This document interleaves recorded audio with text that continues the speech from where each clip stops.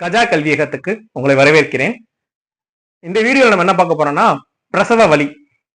அம்மாவுக்கு பொதுவா பிரசவ வலி வரும். நம்ம நிறைய படத்துல பார்த்திருப்போம்.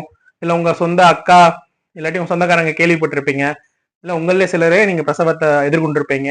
பயங்கரமான ஒரு வலி. இப்ப கேள்வி என்னன்னா, இதே வலிதான் மற்ற மிருகங்களுக்கு இருக்கா? நம்மளை போன்ற பாலூட்டிகளான பசுமாடை இல்லாட்டி நாயோ இல்ல பூனையோ அது பிரசவத்தை எதிர்கொள்ளும் போது கத்துமா, நம்ம ஸ்கிரீம் பண்ணுமா? ஏன் அது பண்றது இல்ல, நம்ம பையன் பண்றோம்? அதுக்கான காரணங்கள் என்னென்ன அப்படிங்கிறத பார்ப்போம் இந்த வீடியோல. முதல் காரணம், மனிதனோட தலை பெரியது. மனிதன் அவனோட மூளை சைஸ் பெருசுனால அவன் தலை பெருசு. ஆனா அதுக்கு இணையான இடுப்பளவு பெண்களுக்கு கிடையாது. அதனாலதான் அந்த தலைகீழான பிறப்போம். தலை வெளியே வரும்போது அந்த முதுகெலும்ப நீங்க பாக்குறீங்கல்ல, இந்த பெண்ணோட முதுகெலும்புல முட்டிட்டு வெளியே வரும்.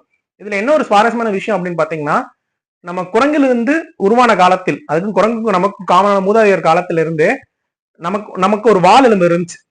பிற்காலத்துல வால் தேவைப்படாத காரணத்தால் அந்த வால் எலும்பு குறுகி குறுகி குறுகி இன்னும் பின் முதுகெலும்போட கடைசி எலும்பா இருக்கும்.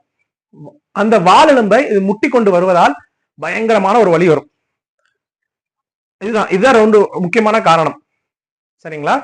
சோ நமக்கு இந்த வீடியோ மூலமா ஒரு தெளிவா இருக்கும். ஏன் நம் தாய் நாம் பிறப்பின் பொழுது பயங்கரமாக அலையினாங்க அப்படின்ற ஒரு கிளாரிட்டி வந்திருக்கும். தேங்க்யூ.